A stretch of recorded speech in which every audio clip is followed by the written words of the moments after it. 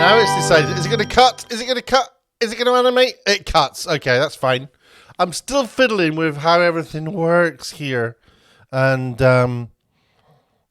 yeah, that's what I'm doing. I want to talk a little bit about Obi-Wan Kenobi, and I've come to you without being really prepared to talk about it. So that's good. Have you seen Kenobi? Have you seen Kenobi? It is on the television. I think it's on Disney Plus. If you want to go watch it, I think we've had 3 episodes so far, and I am predicting what's going to happen at the end. So it's not technically a spoiler; it's just my prediction of what will happen at the end of this series. And I don't know why, how, the Disney are making series, giving them the names of the big characters from the 3, original films, and then completely representing them as buffoons, which is how they present Obi-Wan Kenobi. He's by no means a hero in this series. He's just a bit of a gibbering idiot. He runs away from Vader, and that's how I'm going to call him, Vader. He gets a little girl who's like, she's supposed to be 10, but she's probably about 8, is saying to him, no, we're going to go on this bus with this guy, because that's the best idea, which it is. And, she sort of tells him what to do, and he does it because he gets saved by a woman, and which is, perfectly reasonable thing to happen. But it's all deliberate as well, because you've got writers in a room who are going, ooh, we say she saved him. So where's the hero here? He's constantly been saved. He's constantly been told what to do, and he's running away from Vader like a massive baby. Is he? Are we supposed to believe that he doesn't want to kill? Well, I've forgotten the name of the character now. He doesn't want to kill Anakin again. I mean, I don't know why he left him for dead, thinking that was it. I mean, that's kind of borderline plot point, I think. He leaves him on I don't know, was it Mustafa? Is it the fiery planet? And he's like lost his legs and his arms, which makes you think, if he's got metal arms and metal legs, why does Vader point at things when he's directing the Force? What is it about these metal arms and his metal hands that directs the Force? There must be some sort of thing that makes that happen. So I am trying very much. I was looking forward to seeing Kenobi. I'm not a huge fan of Ewan McGregor. I have been, but I just find him just a little bit just deluded about the world, really. And because he's vocal about his beliefs in the world, it kind of puts you off any films he does. And this is the problem with our actors sharing their personal opinions on Twitter. And this is the problem with companies' employees sharing their personal opinions on Twitter, free speech and all that. But, you don't want somebody you've got who works for you saying saying things that make your company look bad, do you? Well, you don't. Nobody would. If I was in the organisation Geeks and Gamers and I started saying stuff that was that didn't make Geeks and Gamers feel very good about themselves, they would throw me out. And by the way, Geeks and Gamers, of course, being an organisation on the internet who purport to be against that sort of cancellation process. But yeah, you can't present companies as bad, or the companies, because companies are about making money, not about protecting you.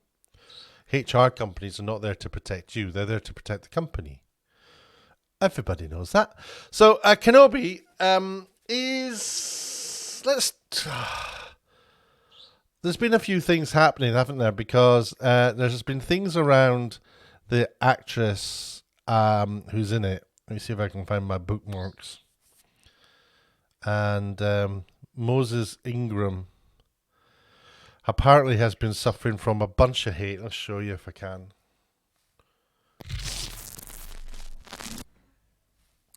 So here she is. Now, I don't really have a... She looks so young. She looks like a kid in this, doesn't she? But it says that... Now, apparently, she's got a pin for her nose. She's been getting a lot of hate, which is a word I never know what that means anymore. I mean, I hate tuna. You know, it's so flippantly used, and I think in this context it's supposed to be like racism or something. If anyone's bullying this woman on the internet, they can get stuffed. Don't be bullying people on the internet because you don't like what they've done with the job they've been given to do. That's up. If the job that they're doing is not pleasing the director or the producers or the production company, then they'll deal with it. It's not up to you. If you've got a problem with her still making this show, you need to complain to them because they're the ones in charge. They're the ones saying, no, we're happy with what you do. She's doing the best she can. And she said yes to taking on a role because, of course, she would. She's an actor. She wants a job. So there's no point having a go at her because you're not happy with how she's portraying a character in Star Wars. What's the point on that? And what people do is they will try and say the thing that is the most hurtful to her, and some people feel that it's about attacking her race. But having said that, I haven't seen anything. I haven't seen a thing that's racist directed towards her. But having said that, I haven't been looking because I'm not interested in that kind of stuff. People on the internet are awful, like me. What are you watching me for? People on the internet are awful. Everyone's got an opinion, including me, which is, and it makes me feel better to share my opinion and get my thoughts out. And if you enjoy them, you enjoy them. If you don't, you'll go away and go and watch somebody else, which is all absolutely fine. But this is what she says anyway. I'll stop rabbiting on. And I hope you can hear this. I'll turn it up nice and loud. Hope you can hear it. Long story short, there are hundreds of those. Hundreds. And I also see those of you out there who put on a cape for me. Hold that thought. I'm just noticing at the top of the screen, it's cut off on your screen, but at the top of my screen, it's got those little dashes across. So this is a series of videos she's made. So this is like the 1, 2, 3, 4, 5, 6, 7, the 8th little 2-minute video she's made. So the context isn't quite all there. But. And that really does mean the world to me because,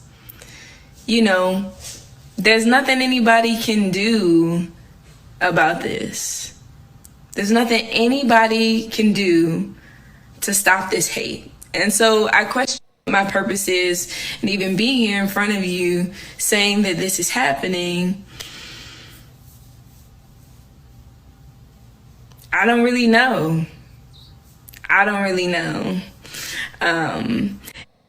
But I think the thing that bothers me is sort of this feeling that I've had inside of myself. Oh, it just cut out. I don't really know why it cut out. I guess it ran out of steam. I think at the end. I'm not going to put myself. And to the rest of y'all. You're weird. Y'all weird. So I quite like that she calls them weird because I would agree. People on the internet are weird. And what these people want is to get a rise out of... They want to get attention. They want to get a rise out of you. And what you do is you completely ignore it. You just ignore it. The internet and Twitter is just... it's everybody's there. And nobody is accountable for anything they're saying. And there's millions of people there who aren't famous like you, who aren't getting the big deals, but they've got really valuable opinions because they're under the age of, 25. They've got zero responsibilities, and it's funny for them to upset you. And if you're upset, that's hilarious to them. So what do you not do? What you don't do is pay them any attention. But what did Ewan McGregor do? He rewarded them with a personal message. And it's unbelievable. Star Wars fans made... This is what Ewan This McGregor's weekend, response. Star Wars fans made Obi-Wan Kenobi. It might help if I shared it with you. This weekend, Star Wars fans made Obi-Wan Kenobi the most watched Disney Plus original series premiere of all time. Right, I'm just going to stop there. I'm going to break this down. He is one of the executive producers, self-appointed, of the show. And I don't quite know what an executive producer does when they're just like self-appointed. It seems to just give it to actors. Maybe it's a bit more money on the top, a little bit of, as the film is syndicated. Now, he's looking at the camera there like, take that. There's no stats published about how successful this show is, how much it's been watched, how many minutes of it have been watched. There's no analysis presented by anybody, by Netflix, by Disney, by anybody. No, they don't tell you. The streaming organizations don't tell you, and they should, because what they've told him is that, oh no, this is the best that we've ever had. But they say that every show, don't they? Every show they bring out, they say, oh, this is the most viewed one we've ever had. So he's not sourcing any of this information. It might be true, and I wouldn't be surprised if it was true, because this is Obi-Wan Kenobi from Star Wars, and everybody's going to watch it. Some people are going to watch it because they hate it. Some people are going to watch it because they're curious. What matters is, will people continue to watch?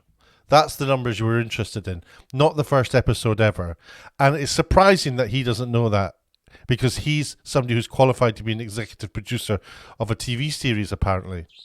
So he thinks that paying attention to these numbers, unless he does know that, and he's just saying it to us because he thinks we're stupid.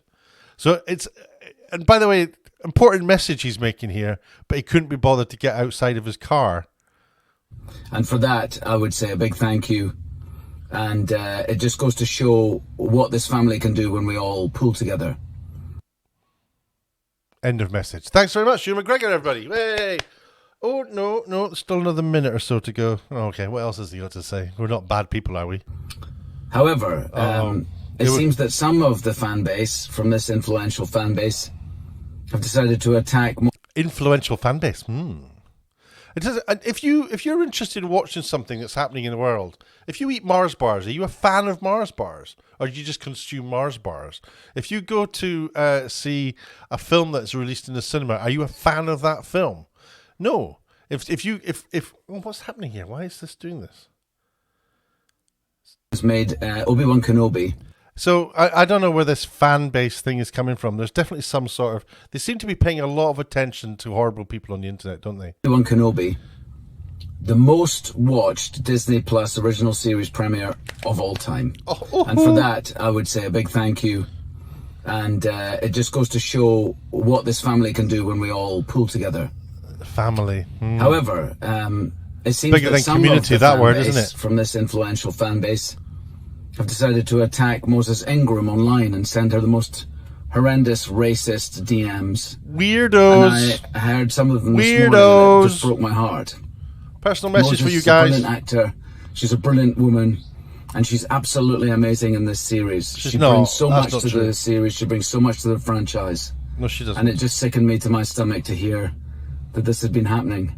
I just want... So I mean, he calls it family. I mean, that is, can't you see how that's almost like that's manipulative. We're moved on from community to family now. It's got even smaller and tighter, and it's about division. That it's saying like, all you guys that like the show, you're family. All you guys that don't like the show because you're fans, you're racists. It's bizarre. She's okay in it, but there's too much airtime given to her because we don't know anything about her character. We don't care about her. We've no idea what's her special powers. What can she? I don't really get who she is or what she is, or I don't know why I'm supposed to like her, but I am, or why am I just supposed to be afraid of her? Because I'm not, because she's like a tiny little, she waddles around. She's not athletic looking. There's nothing about her that makes her frightening. And she's there with a modern 2022 hairstyle. I don't know. There's nothing about her. She just looks like a cosplayer in a TV show. And I don't really get it. I don't really get why we are expected. Don't us storytellers understand that they have to make us care about characters? So she's not bringing all that much to the franchise as far as we can see yet. Maybe something's going to happen later on, and it will. But I don't doubt it, because she's not ever mentioned again in the next 6 films. So whatever she does in this 10-year gap between now, between when this series is set and A New Hope, what she does here can't be all that important. It can't be that big a thing to Obi-Wan Kenobi, because he never mentions her ever again. So there. I want to say, as the leading actor in the series, as the executive producer on the series, that we stand with Moses. We love Moses.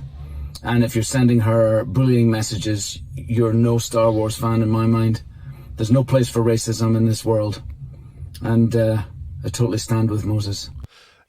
Okay, so that's... okay. Everybody is in agreement. There's no place for racism in this world.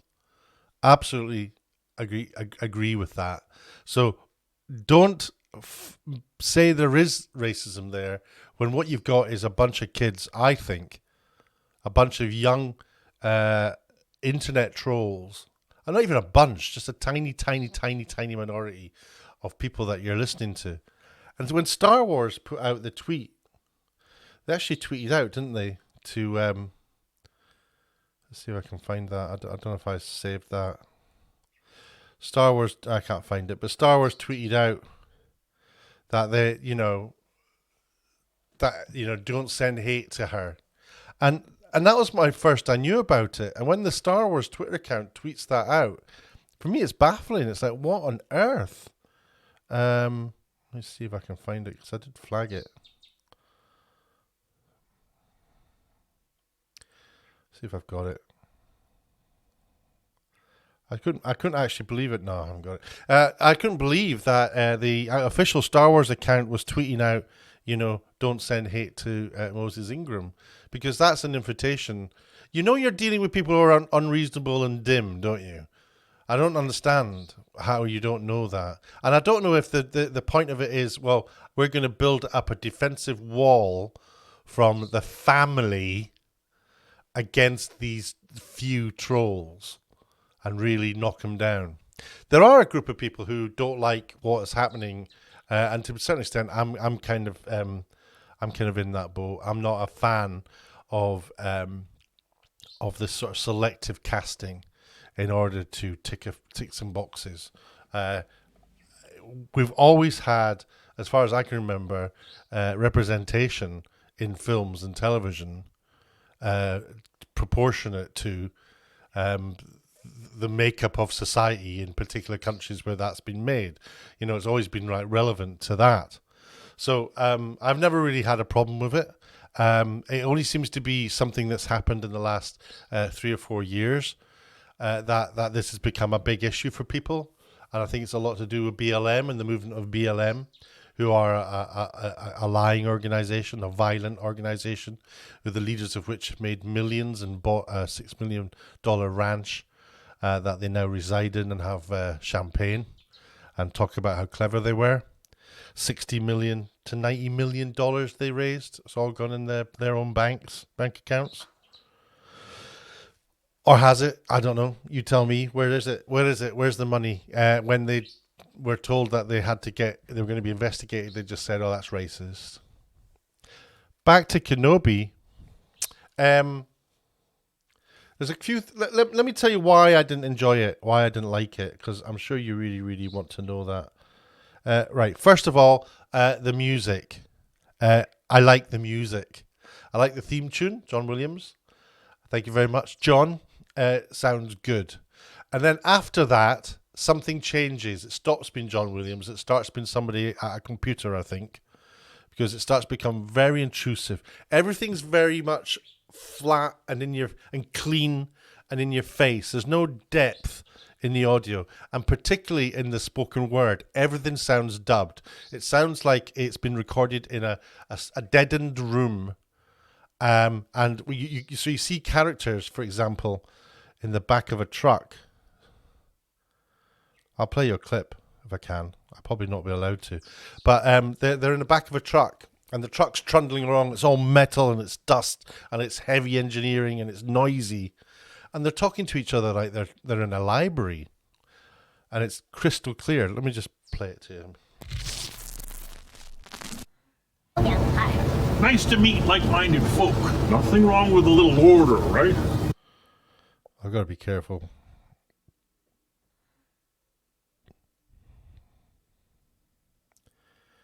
I'm trying to find a bit. They get in this little truck and they have a little bit of a heart-to-heart. But this is supposed to be a different planet to Tatooine. It's just some desert in America. Where's the conversation?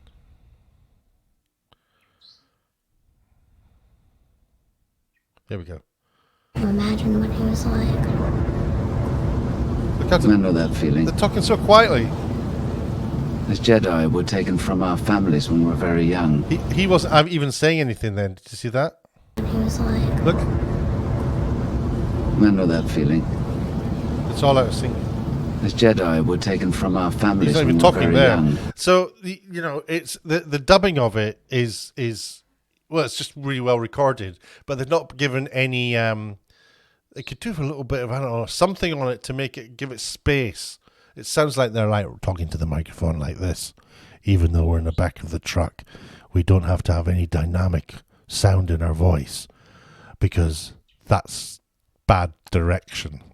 It's bad direction. The director is responsible for everything that happens in this. And there's loads of terrible direction.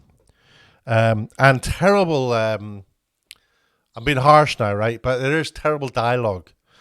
What happens? Oh yeah, let's look what happens here. So they get to this. Can I bring the sound? Get to this spot. There's a barrier in the road. Like, see that red barrier behind, and then he fights everyone, right, and they have to get to the barrier. And look what he does. He shoots the barrier so the red things will go down. When he could easily just walk around. Just walk around it, man. You'll see it in the next shot. There, look. He could have walked around here or around there. What's he? He's like, oh, what can I do? There's a barrier here. He's not taking the truck, so that doesn't matter. There's nothing here, by the way. There's nothing at all. He's gone a meter. There's nothing to see here. He walks a meter or so. Bum, bum, bum. And then he's met by a guy. And you think, oh no, more baddies.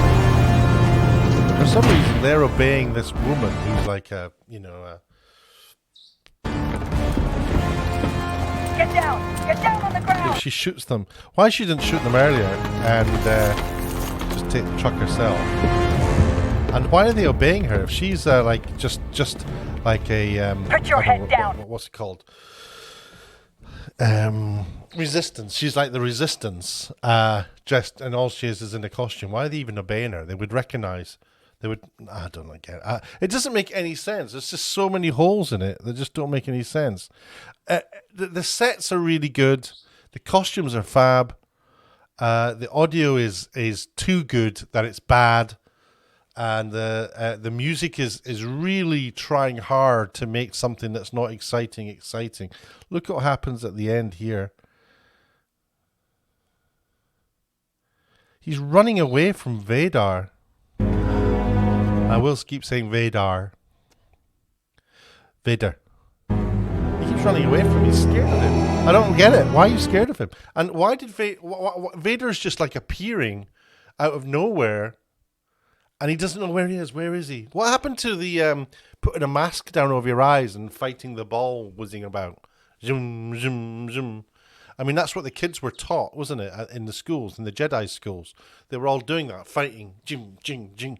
Because they were sensing where things were. Just a little ball. He can't even sense where Vader is. In a quarry. So I don't know what's that. I'm told that he switched off his powers, but we've seen him use them, so he hasn't. And it doesn't make any sense to me. And it just seems to be really terrible direction or script writing. People, they don't know the story. They don't understand Star Wars. What have you become? And what's he do? He then fights Vader. Vader. Just see. So yeah, so she's wandering around. He fights him. There's a bit of fire. Hold on, where's the fire? This fire thing. So Vader sets fire to the ground, and then he uses his force powers through his mechanical hand. These mechanical hands have to be sold because they seem to be able to handle the force. With his mechanical hand, he then pulls Obi-Wan into the fire. Obi-Wan's in the fire and burning. No burn marks on him in A New Hope that we can tell. And then they all arrive, and they're just about to go get him, and she shoots. First she shoots the stormtrooper, and then she shoots.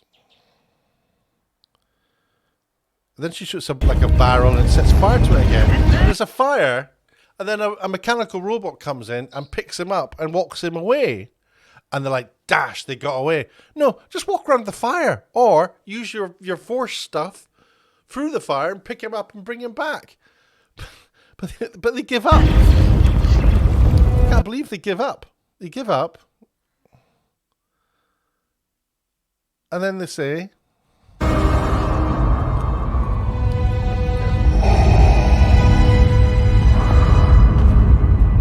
I have to be careful. I'll get. I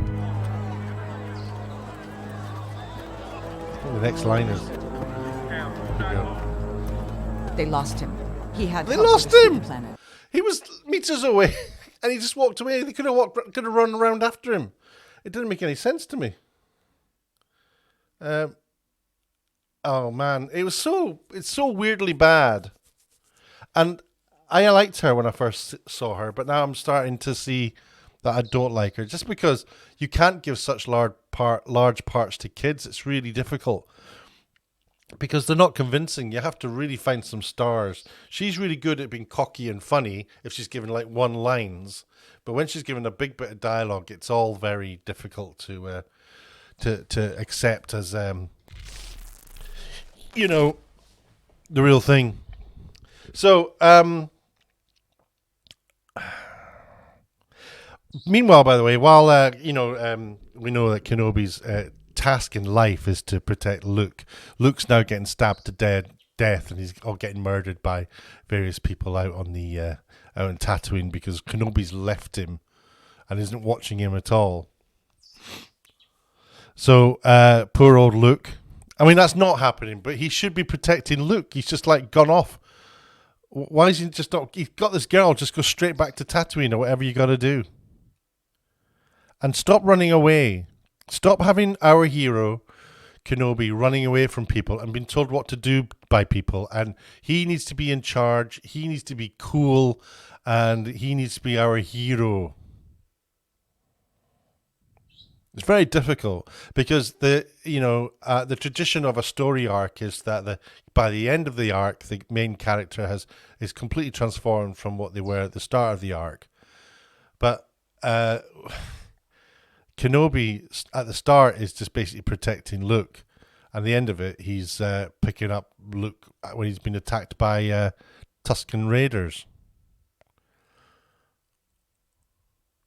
And it's kind of weird because doesn't in A New Hope doesn't Ben Kenobi sort of realize, oh, you're Luke Skywalker, are you?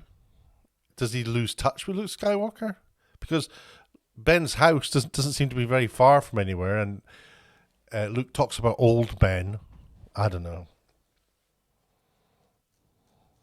So they can't detect anything. Kenobi's shown as weak, inexperienced. He's bossed by kids.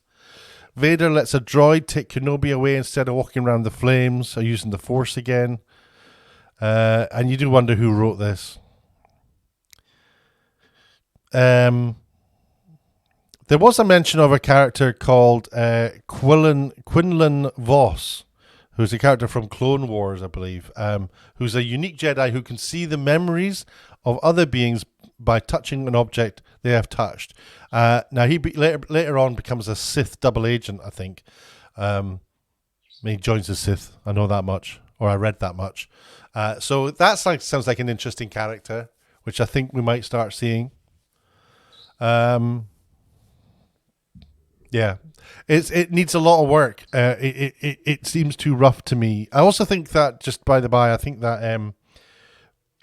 I always think the evil people are better if they have British accents, and that seemed to be a tradition of Star Wars. So having this American accent in Riva doesn't work for me. It'd be great just to say to her, do your British accent. Now she might say, I can't do any other accents, but this one, it's like, oh, okay, well, let's find somebody who can, who's a bit more versatile, who has a bit more experience. Also, because she's so young and she looks young, it's very difficult to believe that she's very experienced at anything, because you can't put an old head on young shoulders. So nobody can be all that experienced if they're young, because experience comes from age. And for some reason, that's something that young people like to mock about older people. It's like, oh, old boomer doesn't know anything. It's like, well, no, they do. They do. They know, first of all, not to respond to you. So, I don't know. It's not doing it for me. I'm probably not going to watch anymore. I'm pretty much done. All these side shows, I will watch them. Hopefully one of them will come along. We'll have another Mandalorian, but I got bored of Mandalorian. I didn't like Boba Fett. Another weak character. No heroes. Where are the heroes? Mandalorian was a hero, but the other characters are just... Why invest time and energy? Anyway, that's a long and a rambling look at Kenobi. What do you think? Let me know. What do you think of some of the points I made, particularly about the audio? I'm interested to know. I'm not about just having to go at actors who are playing roles. That's nothing to do with us as far as I'm concerned. I do have a problem with them going on social media and saying certain things, because I find that damages the show that they work on. So but that's it. I don't mind anything else. Everything is the responsibility of the director, unless there's people there who are patronizing the whole production by employing directors who are inexperienced, just to try and get, I don't know, more women directors out there, to get more people, more diversity in their directors out there. If there are people who are deliberately doing that and then nannying them through it, then that's patronizing. And when you patronize people because of the color, their race, or their creed, it's racism. But maybe not the creed bit. So that's how I feel about that. I don't patronize people. Just find talented people and bring them in. And I think that's the core of what's making all these mistakes. It's just a lack of talent, a lack of experience, and a lot of ideology being thrown into these shows, and it's spoiling them. And we can prove it as well. Just some of the things I've said, it shows. It shows. And people are taking the knee to it. Ewan McGregor, I think, is taking a knee to all this, doing this show. He's like saying, no, I'll stay back. My character isn't the main. Let's not make my character the big deal. Let's make these new characters, these younger characters, these more diverse characters, the big deal. So, boo, yabu sucks to you, Ewan. What do you think? Am I being a bit too strong? Am I talking nonsense? Let me know down in the comments below. If you're interested to hear more about what I think about stuff that's happening in the world of television, video and film and YouTube and anything to do with the media, really, anyone presenting video presentations to the world or film presentations to the world in the form of film or video or whatever, if I pick up on it, I'll comment on it. Let me know what you think down below. Please do subscribe to the channel. Hit the little notification bell if you want to know when I upload a video. I'm about to, in the next, not next week, but the week after, I'm going to be in France for 5 weeks filming. I'm filming a documentary series for Channel 4. And when I'm out there, I'm going to be uploading videos and probably putting them over to my Patreon place, because some of the stuff I'm filming is kind of like, it's basically embargoed. I can't really show it. I can't put it on YouTube for everyone to see. So I'm going to like bury it over in my Patreon. So if you want to join my Patreon, dirt cheap, if you want to go over there and just make a contribution to encourage me to continue making these videos, then please do. And I'll be doing behind the scenes of me filming out in France. So and you'll work out what show I'm working on quite quickly. Okay, well, enjoy. Have a lovely day. Hope you're having a great Jubilee if you're here in the UK. Yeah, until the next time, chitty bye, toodle pip, and go away.